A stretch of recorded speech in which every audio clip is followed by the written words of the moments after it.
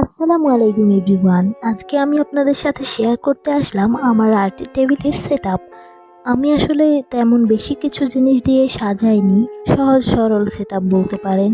ঘরে যে জিনিসগুলো ছিল সেগুলোই আমার টেবিলে রেখেছি, শুধু এটুকুই আপনাদের সাথে আজকে শেয়ার করব।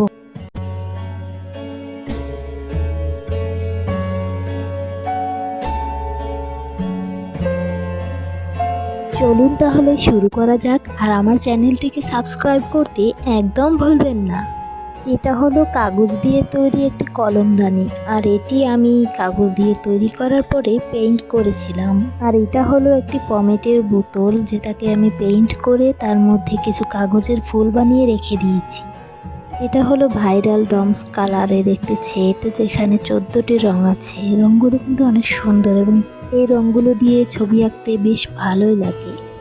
এটা একটা মাটির তেলাপিয়া মাছ, আর পাশে আমি পেইন্ট করে এগুলো রেখেছি। এই জিনিসটা হলো একটা আগরবাতির স্ট্যান্ড, যেটাকে আমি অনেক দিন আগে পেইন্ট করে রেখেছিলাম। আর এখন যেটি দেখতে পাচ্ছেন এটি হচ্ছে আমার হাতে আঁকা একটি ছবি, যেটাকে আমি পলিথিন পেপার দিয়ে মুড়িয়ে রেখেছিলাম যাতে ময়লা না পড়তে পারে। এই হলো আমার পুরো সেটআপ, যেখানে আমি নিজের তৈরি জিনিসগুলো দিয়ে সাজাতে বেশি পছন্দ করেছি। শেষে আমি একটি ডায়েরি এবং কিছু পুরনো গল্পের বই রেখে দিলাম, যেগুলো আমি পুরনো গল্পের বইয়ের দোকান থেকে কিনে এনেছিলাম।